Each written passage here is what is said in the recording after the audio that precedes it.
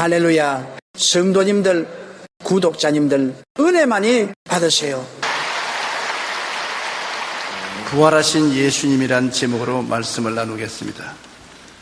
기독교는 예수님의 동정녀 탄생과 예수님의 부활이 근본적인 신학이 되는 것입니다.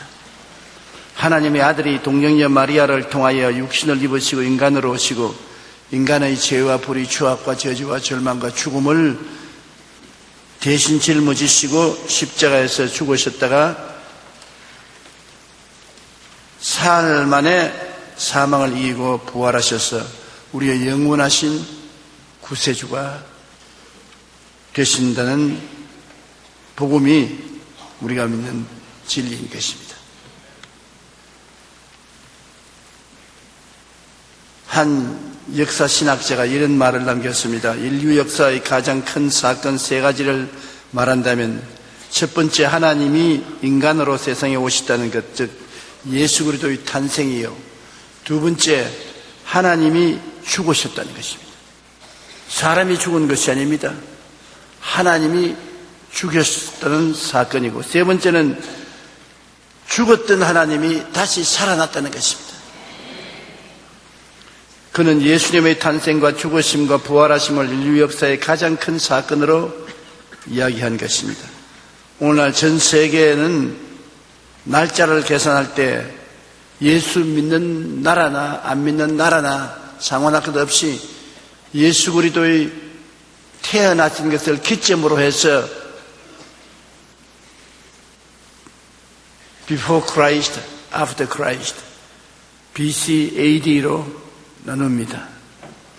십자가는 세상에서 가장 거룩한 표시가 되어 교회 위에 세워지고 사람들이 목에 달거나 손목에 달고 다니는 것입니다.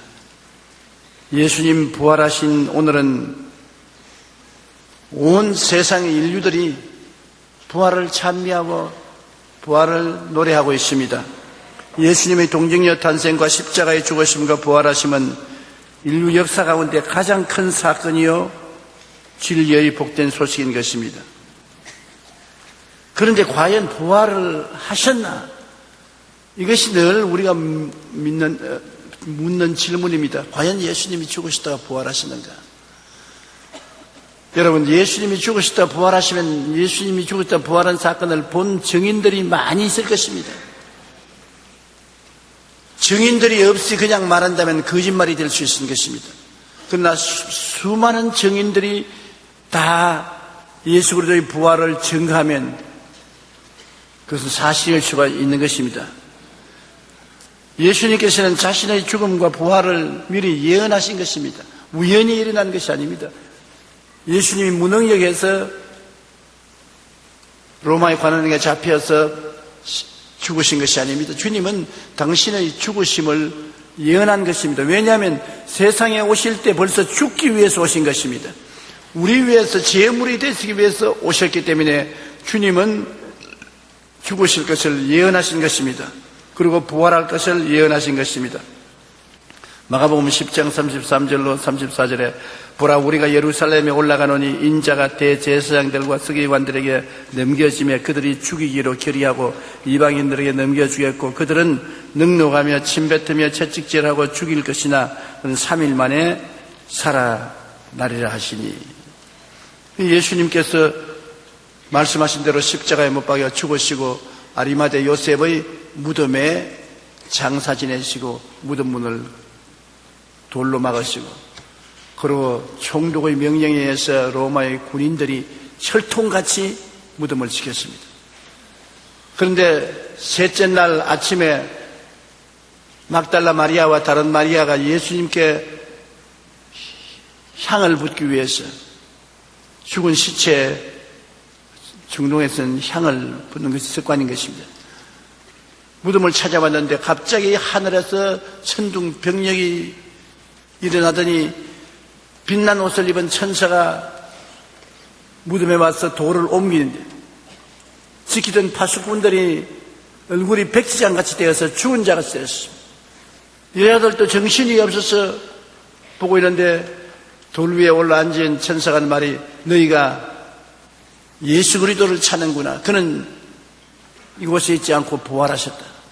그의 누군 곳을 와보라. 그래서 무덤 안을 보니까 예수님은 온데간데 없고 그가 벗어놓은 수의만 보였었습니다. 여자들은 놀라서 이 사실을 제자들에게 전도해야 되겠다고 뛰어가는데 예수님이 그들 앞에 나타나셨습니다. 주님이시여, 너무 반가워서 주님을 끌어안으려고 하니까 내가 아직 아버지께로 올라가지 않았으니 내 몸에 손대지 마라. 그래서 그들은 예수 그리스도의 발을 잡고 경배했다고 성경은 기록하고 있는 것입니다. 예수님께서는 죽은 자 가운데 3일 만에 부활하셔서 엠마오로 가는 두 제자에게 나타나신 것입니다. 예수님을 따라오던 제자 중에 두 사람이 낙심해서 엠마오로, 예루살렘에서 한 25리쯤 되는 곳 엠마오로 내려갔습니다. 그들 내려가면서 둘이가 굉장히 탄식스러운 말을 했습니다. 우리는 그분이 반드시 로마에서 우리 유대인들을 해방시켜 주시고 다윗의 왕국을 세워줄 줄 알았는데 그렇게 허무하게 십자가에 죽으실 줄 몰랐다. 세상에 이럴 수가 있느냐. 충격을 받아서 정신이 없었습니다. 그런데 어떤 사람이 같이 길을 걸어오다가 그들과 조인을 했습니다. 그러고 난 다음에 아니 당신들 무엇을 그렇게 심각하게 이야기합니까? 두 사람이 눈을 휘두르면 당신 예루살렘에서 내려오면서 예루살렘에서 일어난 일을 모릅니까? 무슨 일입니까? 우리를 구원하시고 로마에서 해방시켜 주시고 우리나라를 독립시켜 줄 위대한 지도자가 될 예수 그리스도라고 우리는 생각했는데 오늘 이 예수 그리스도는 십자가에 못 박여 죽으시고 무덤에 들어갔는데 어떤 여자 중에 부활했다는 소리를 하여 나다 헛소리겠지요. 우리는 그 때문에 절망했습니다. 그분이 당신들 참 이상하네. 예수께서 이 세상에 오셔서 십자가에 못 박여 죽었다가 사흘 만에 부활하실 것을 성경에 예언해 놓았는데 그것을 믿지 못합니까? 그런데 그들이 저녁이 늦어지니까 여관에 들어가서 쉬고 가려고 하는데 이분은 그냥 가려고 하거든. 그러지 말고 우리와 같이 여관에 들어가서 쉬시고 우리에게 성경을 저 이야기해 달라고.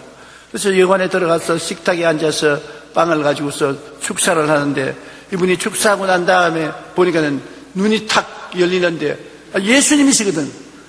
깜짝 놀라서 예수님인 줄 알고 아이고 주님 하자마자 주님은 사라져 버렸었습니다. 그래서 그들이 이 사실을 보고 놀라서 그 길로 예루살렘으로 돌아와서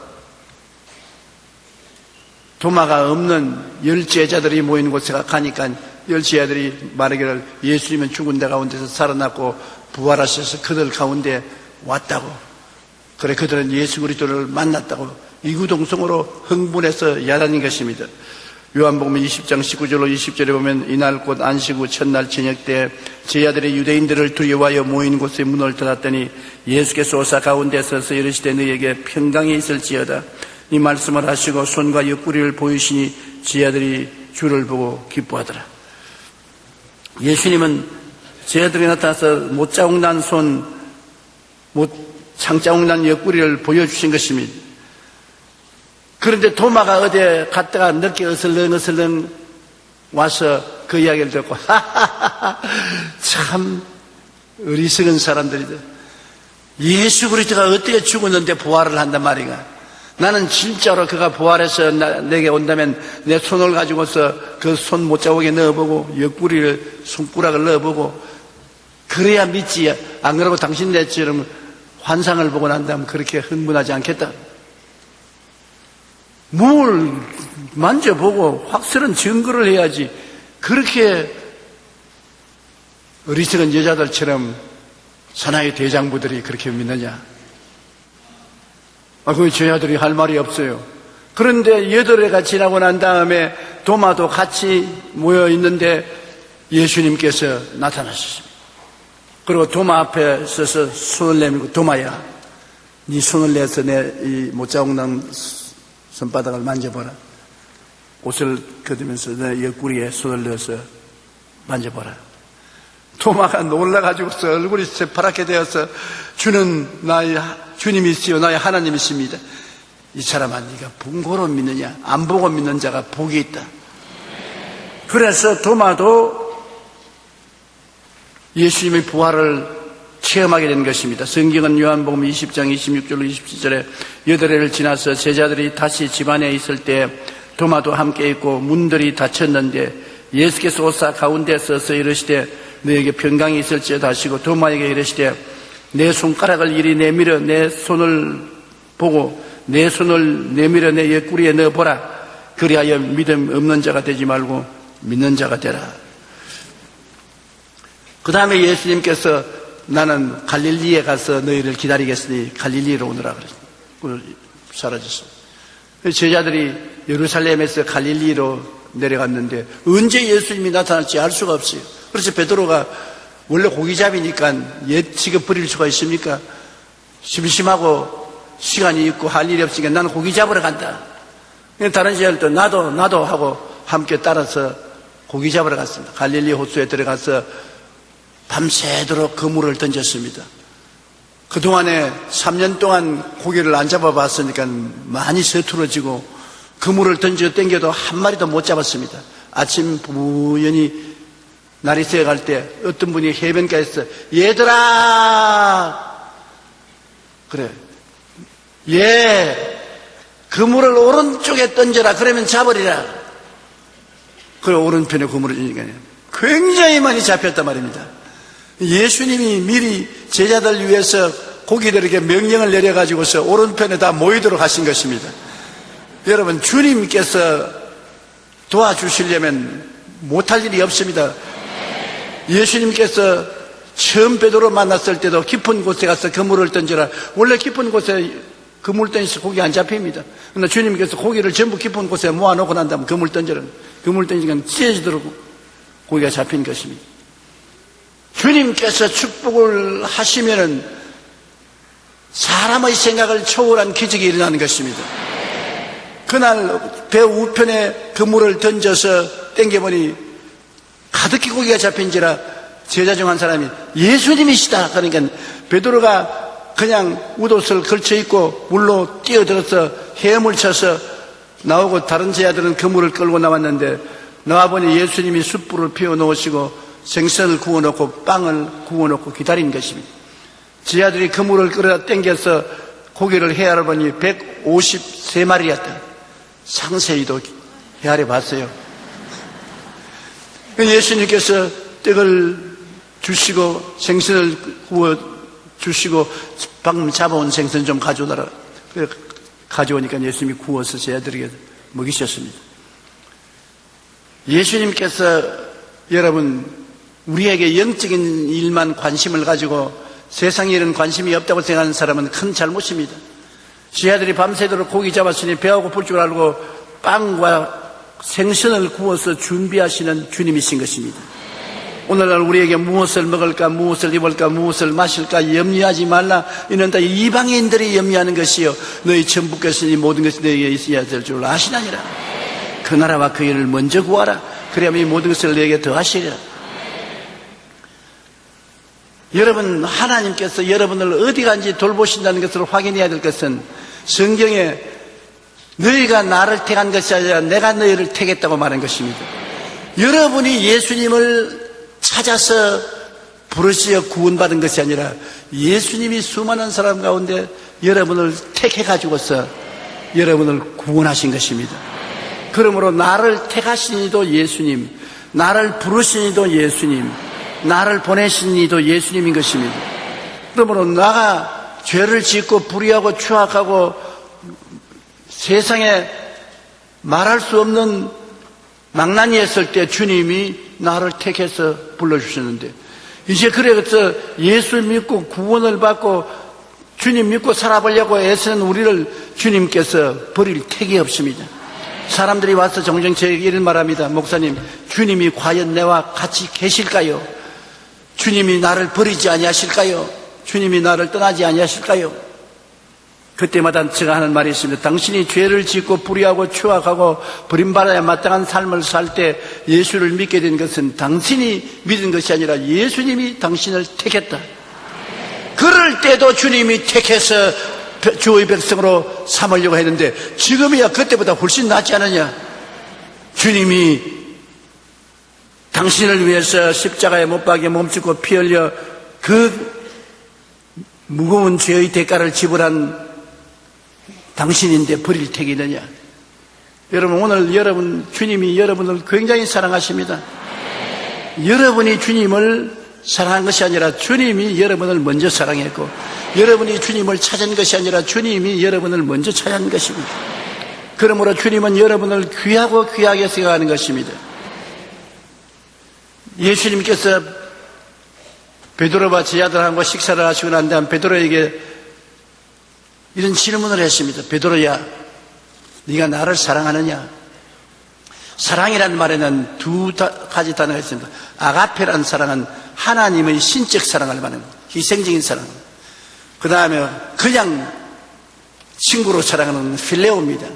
그는 그냥 친구로 사랑하면서 이기주의적인 사랑을 할 수 있는 것입니다. 아가페의 사랑은 거룩한 사랑이고 필레오 사랑은 세속적인 사랑인 것입니다. 그런데 예수님께서 베드로에게 물으신 것입니다. 베드로야, 네가 나를 아가페하느냐? 거룩한 사랑, 신적인 사랑을 하느냐? 베드로가 예 주님, 나는 주님을 필레오합니다. 주님 친구로서 사랑하는 것이지 거룩하게 사랑하지 않습니다.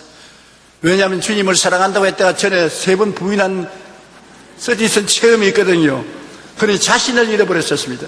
그래서 너 나를 거룩하게 사랑하느냐? 아니요, 친구로 사랑합니다. 내 양을 먹이라.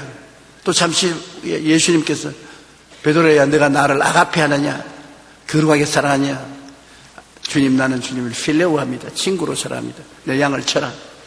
한참 만에 예수님이 베드로의 눈을 정면을 들여다보시더니 베드로야, 네가 나를 필레오하느냐? 네가 나를 친구로서 사랑하느냐? 그 말에 베드로는 탁 충격을 받았습니다. 언제 또 친구로 사랑하다가 했다가 또 모른다고 하면 어떻게 하겠노? 주님이 뭘 알기 때문에 이렇게 말씀하시는 것이 아닌가? 깜짝 놀랐습니다. 그래서 주님, 내가 주님을 필레오, 친구로 사랑하는 것 주님이 알지 않습니까? 왜 번이 알면서 물으십니까?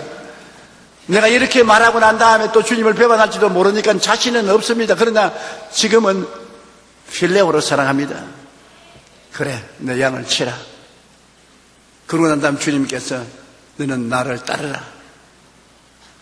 다른 제자들이 따라오니까 베드로가 주님, 날 보고 오라고 왔는데 저 사람들은 왜 따라옵니까? 주님께서 그 사람들이야 내가 다시 재림할 때까지 안 죽도록 이 세상에 남겨놓은들 네가 무슨 상관이 있느냐? 다른 사람 일 상관하지 말고 넌 나만 따르라. 그러고 난 다음 예수님께서는 시몬 베드로에게 나타난 이후에 500명 사람들에게 갑자기 나타나신 것입니다. 여러분, 사람들이 예수님 아무리 환상으로 본 것을 허탄한 일이라고 하지만 한꺼번에 500명이 환상 보는 거 보았습니까? 꿈을 꾸고도 똑같은 꿈을 500명이 함께 꾸는 것 보았습니까? 5명도 한꺼번에 환상을 보고 똑같은 일을 꿈꿀 수 없는데 500명이 동시에 예수님이 성천하는 것을 보았습니다. 그러고 난 다음에 예수님께서는 주님의 교회를 핍박하고 예수 믿는 사람을 잡아서 처형하려고 하는 사울에게 다메섹 도상에서 나타났던 것입니다. 친구에게 나타난 것이 아니라 원수에게 나타났습니다.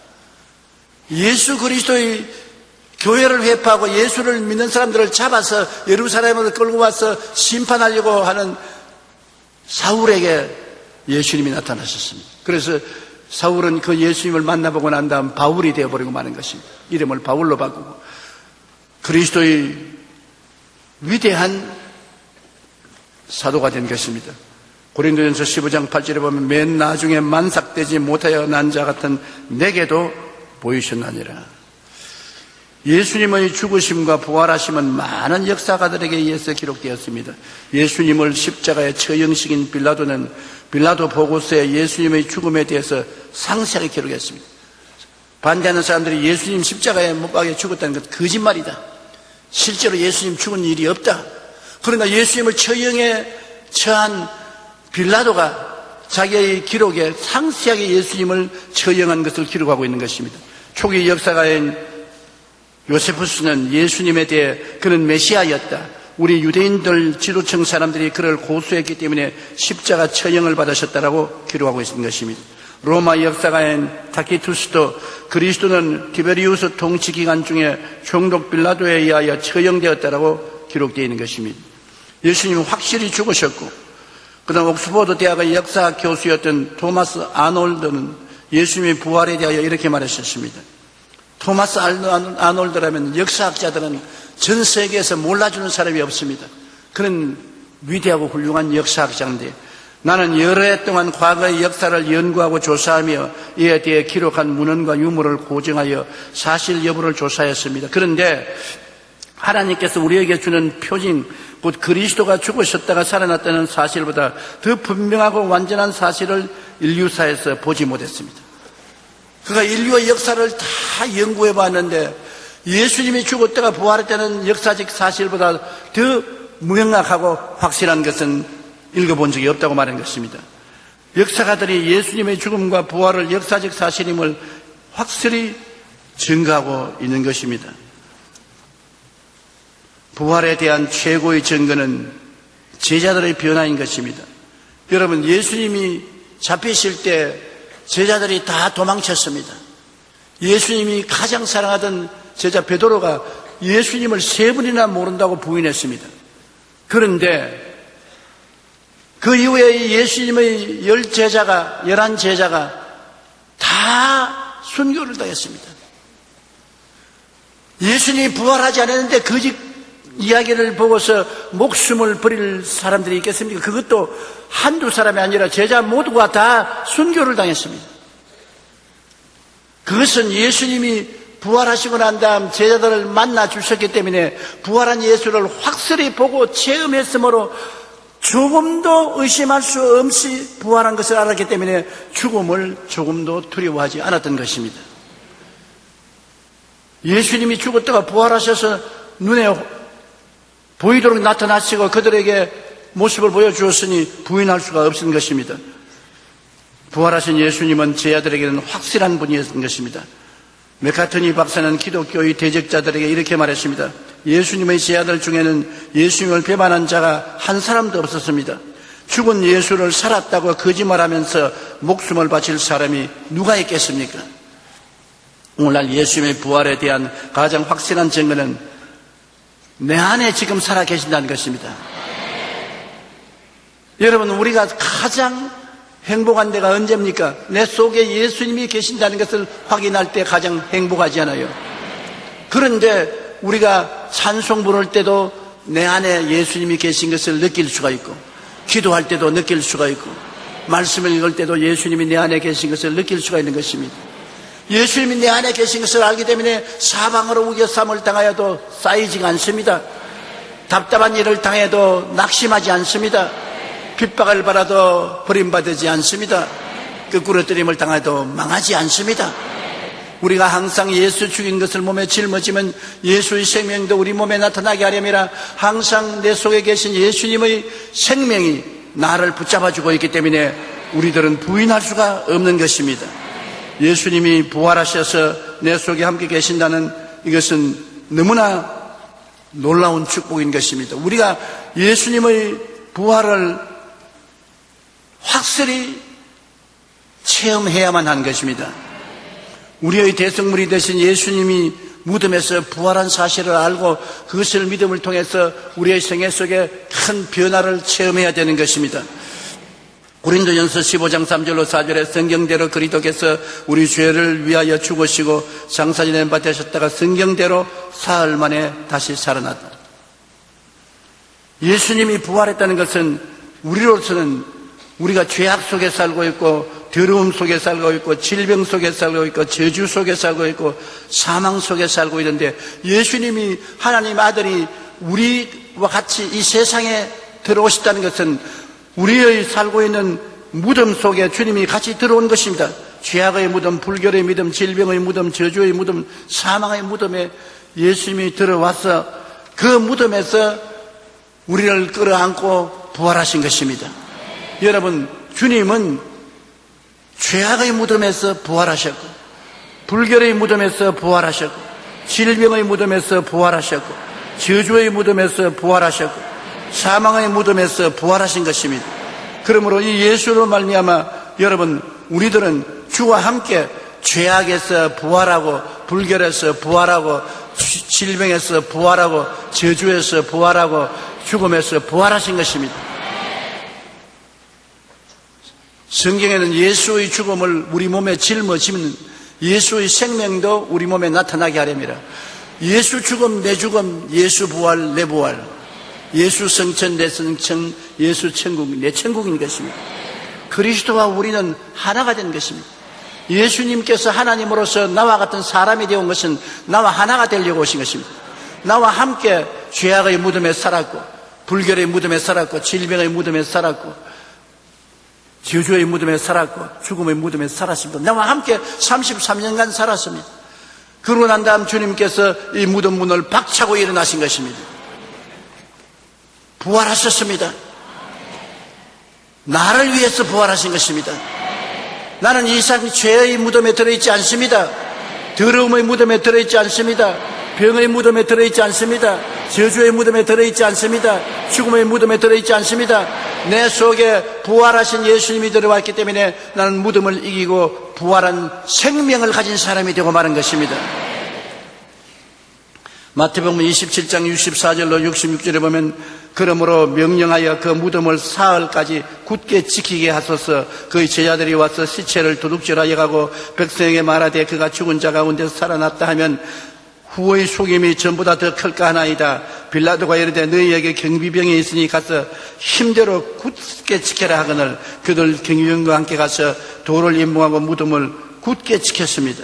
그러나 예수님은 부활하셨습니다. 예수님께서는 용서와 의로서 부활하셨습니다. 로마서 4장 25절에 예수는 우리가 범죄한 것 때문에 내어 줌이 되고 또한 우리를 의롭다 하시기 위하여 살아났느니라.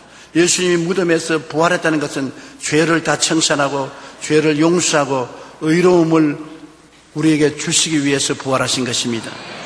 예수님은 거룩함과 성령 임재의 부활을 하신 것입니다. 사도행전 2장 32절로 33절에 예수를 하나님이 살리신지라 우리가 다 이 일의 증인이로다. 하나님이 오른손으로 예수를 높이시며 그가 약속하신 성령을 아버지께 받아서 너희 보고 듣는 이것을 부어주시느니라. 예수님은 마귀의 진을 물리치고 자기가 일어나지 못하게 지키는 로마 군인들을 물리치고 부활하셔서 우리에게 성령을 보내주신 것입니다. 그러므로 예수 그리스도는 우리에게 성령을 주시기 위해서 부활하신 것입니다. 예수님은 십자가를 걸머쥐고 무덤에 들어갈 때 채찍에 맞아 온 몸이 피투성이가 되었었습니다. 성경은 말하기를 채찍에 맞을 때마다 우리의 병을 대신 짊어졌다. 40에 하나 감한매 39차례 맞았는데 요사이 과학자들이 말하기를 모든 인류에게 있는 병의 대략을 줄기로 조사해보면 39가지라고 말합니다. 인류의 모든 병을 예수님께서 채찍을 통해서 다 청산하시고 무덤에 들어가서 부활할 때는 활짝 병을 벗어버리고 부활하신 것입니다. 자기를 위해서 부활한 것이 아니라 여러분과 나를 위해서 부활했으므로 우리가 어떻게 되었든 눈에는 아무 증거 안 보이고 귀에는 아무한 소리 안 들리고 손에는 잡히는 거 없어도 주의 말씀은 거짓이 아니고 진리이기 때문에 나는 예수와 더불어 병에서 고침받았다고 확신을 해야 되는 것입니다.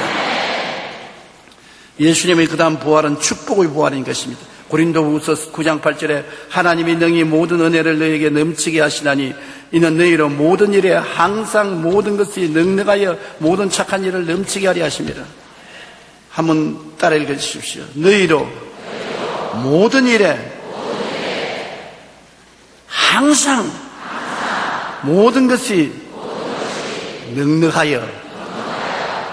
그러니 주님께서 우리에 대한 뜻이 어떻습니까?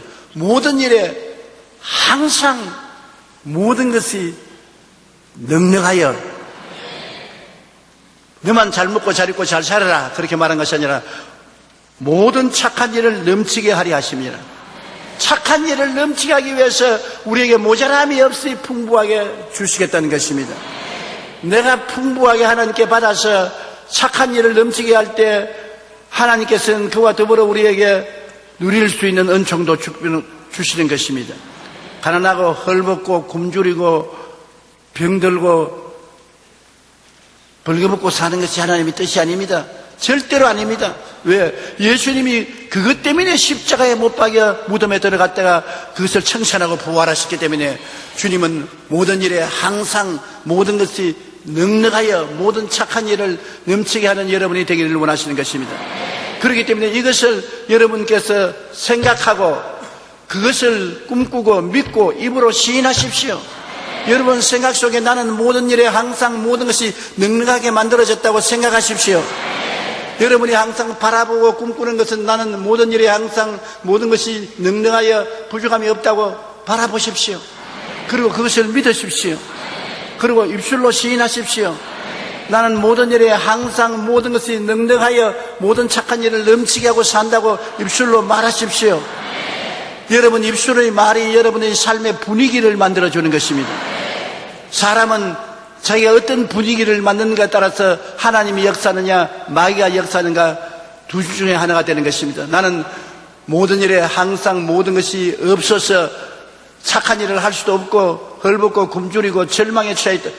절망적인 분위기입니다. 가난과 헐벗음의 분위기를 만들어 놓으면 사탄이 와서 좋다고 춤을 추고 도적질하고 죽이고 멸망시키는 일을 하는 것입니다.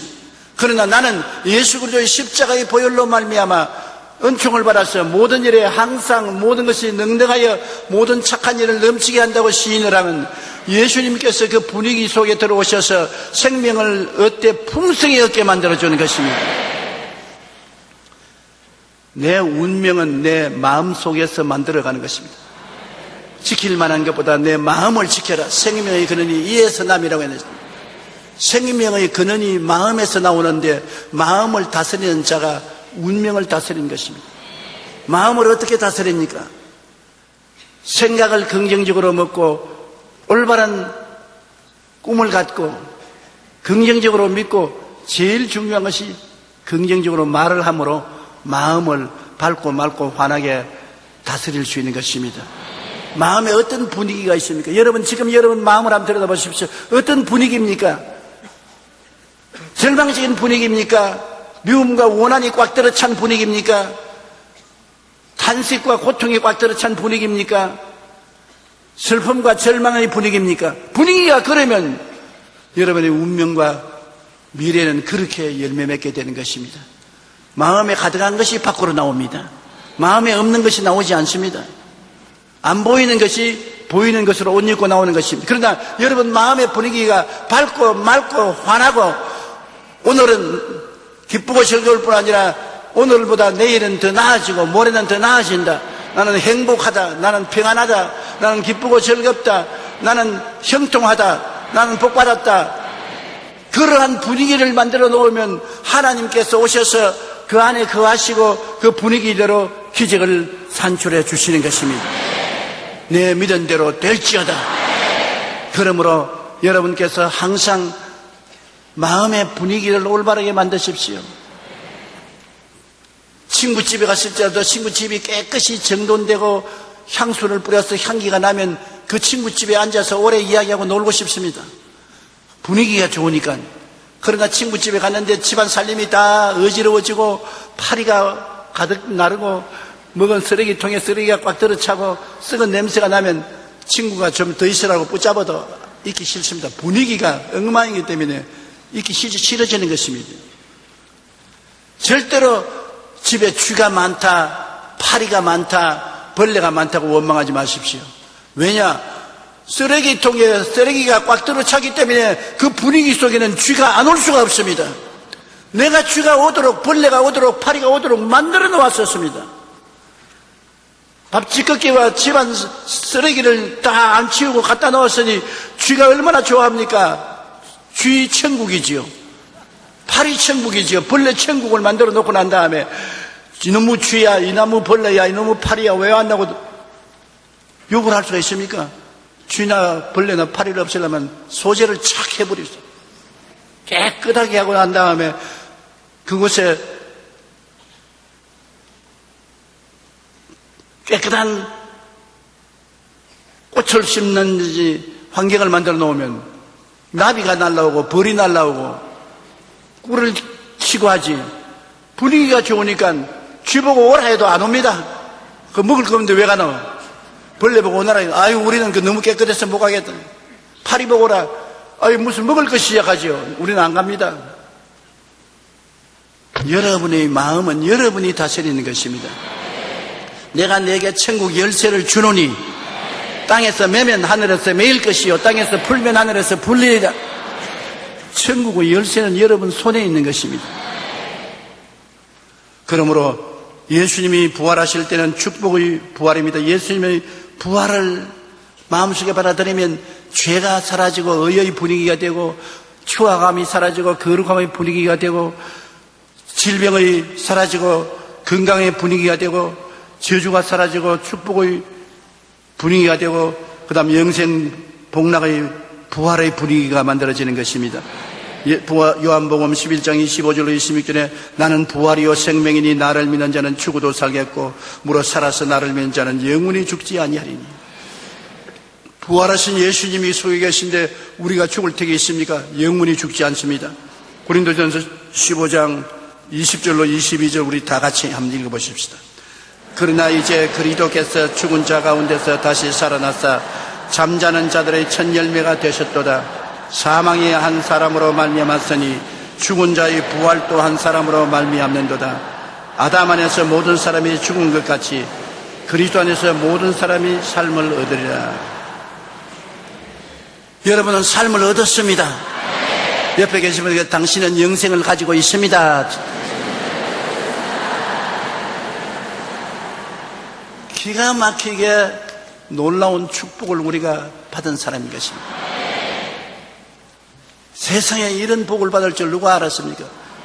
그런데 더 놀라운 것은 이 복을 여러분이 알아서 찾은 것이 아니라 주님이 여러분을 붙잡아서 이 복을 받도록 택하여 주신 것입니다. 여러분은 주님의 택함받은 사람인 것입니다. 여러분이 주님을 택한 것이 아니라 주님이 여러분을 택하신 것입니다. 그러므로 주님은 여러분을 버리지 아니하고 떠나지 않습니다. 항상 같이 계신 것입니다.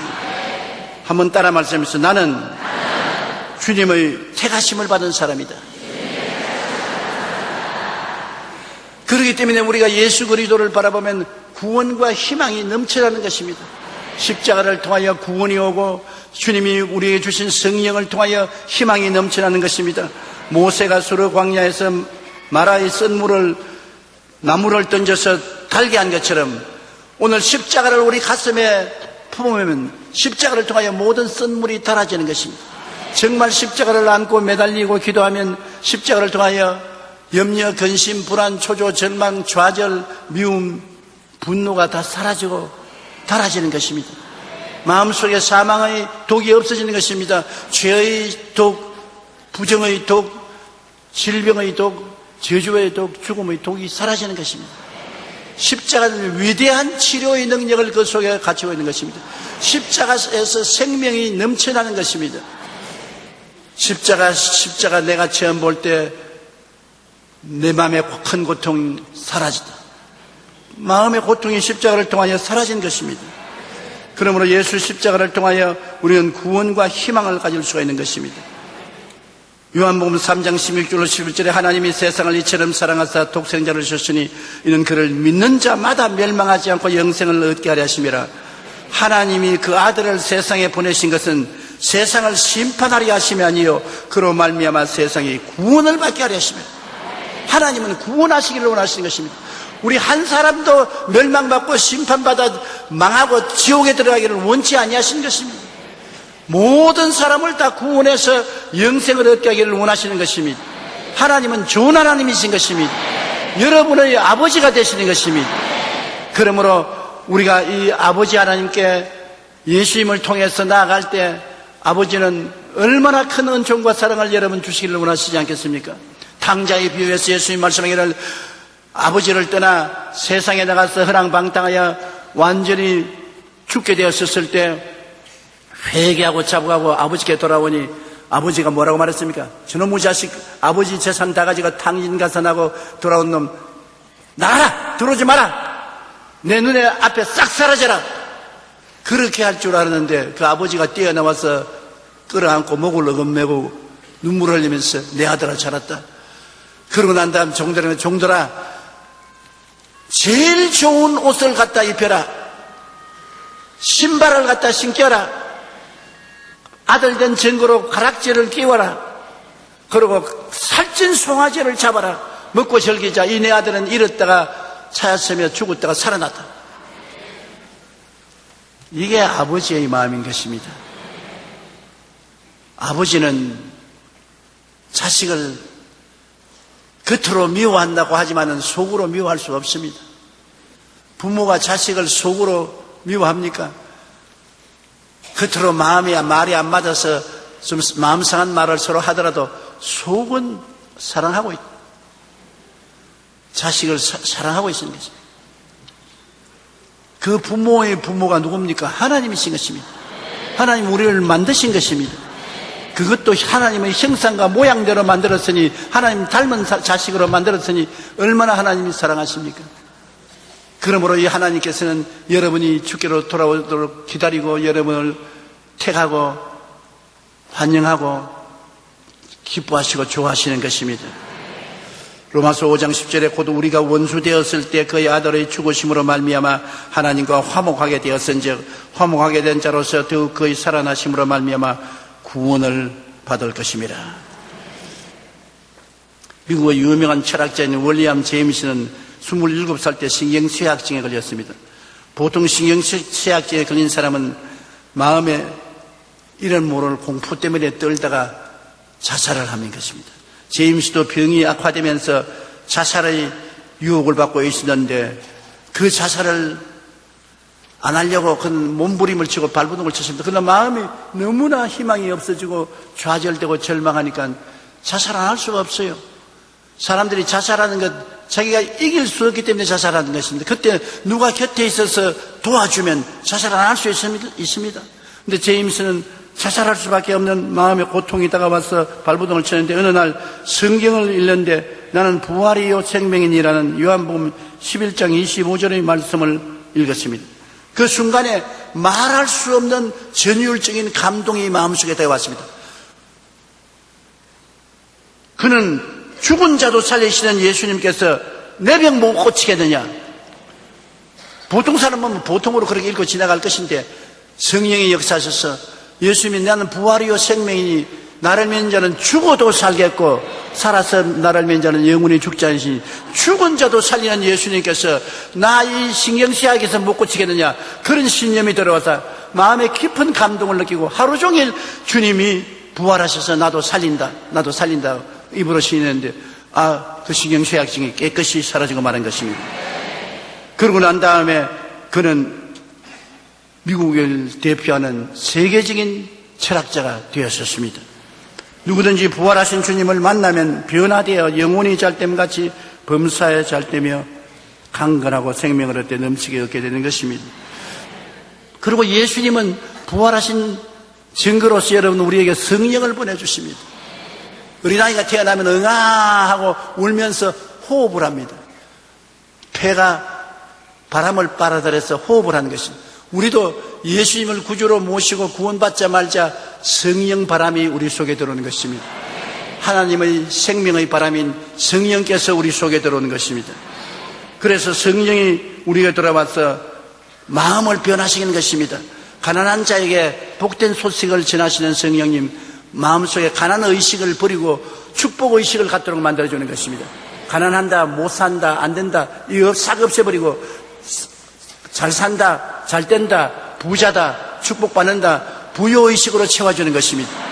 아까 제가 말씀드린 것처럼 분위기를 바꿔주는 것입니다. 가난한 분위기에서 축복받은 분위기로 생각을 바꿔주는 것입니다.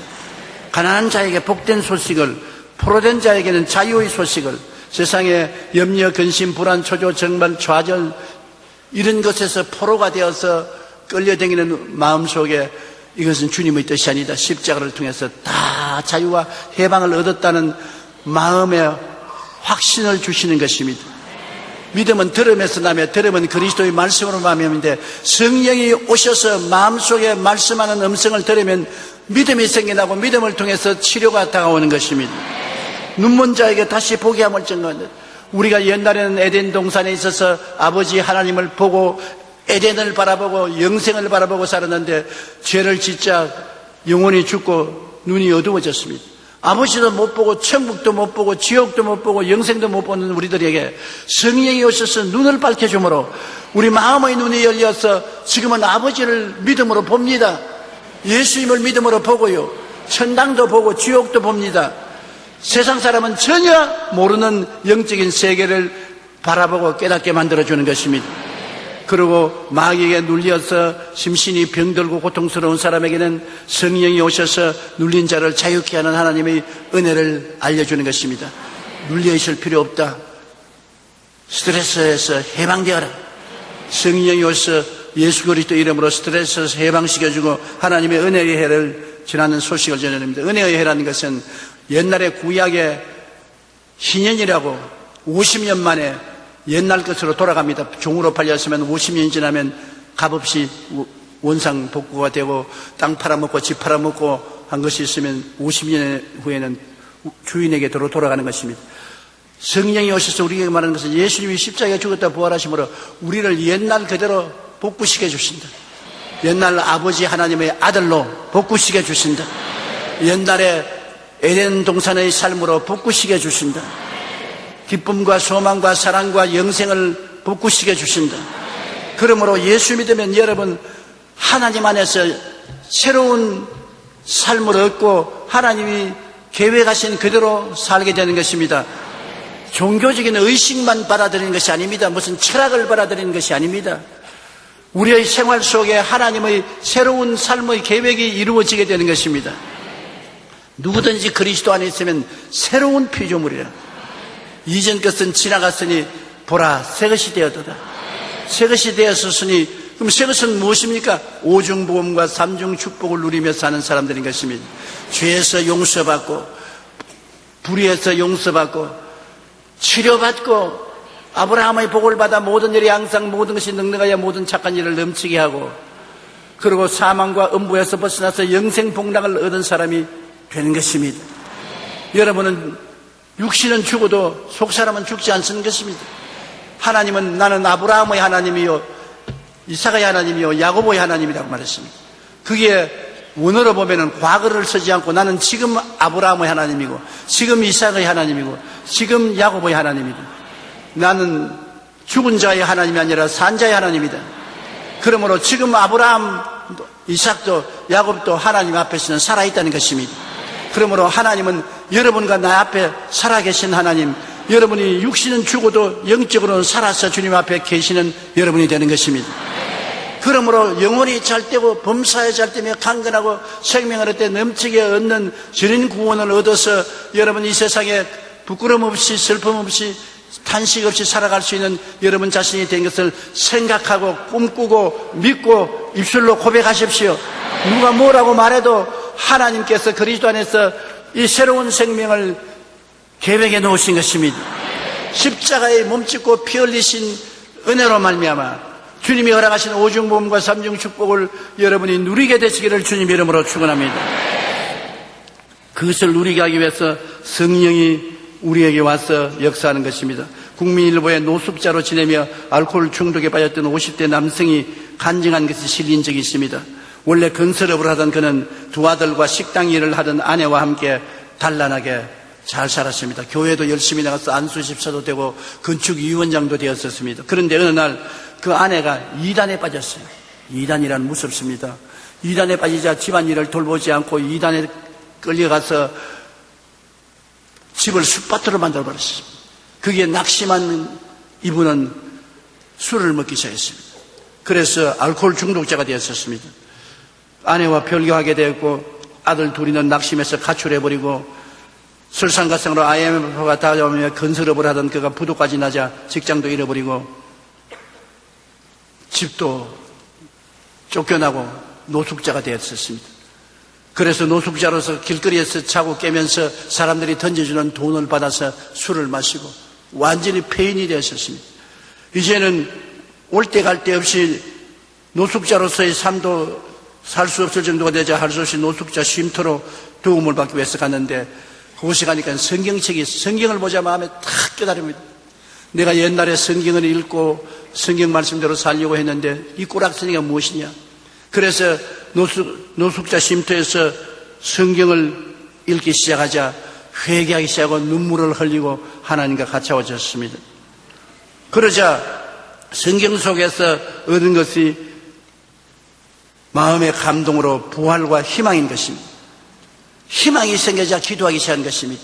사람은 희망을 잃으면 기도하지 않습니다. 희망이 생겨자 기도하기 시작한 것입니다. 예수님 술에 중독이 되어 노숙자가 된 저를 부활하게 해주시옵소서.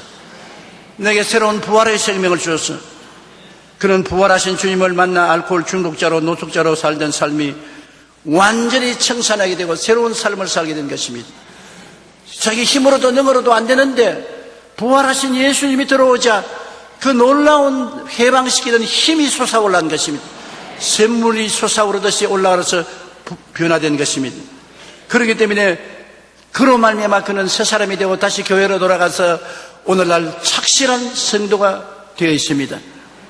예수님의 십자가는 구원의 복음이며 성령님은 우리와 늘 함께 계시며 삶의 희망을 주시는 것입니다.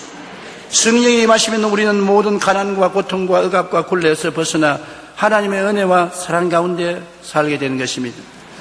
마가리트 하긴서는 한국 전쟁 때 중군 기자로 취재하여 불리처상을 받은 유명한 여기자입니다.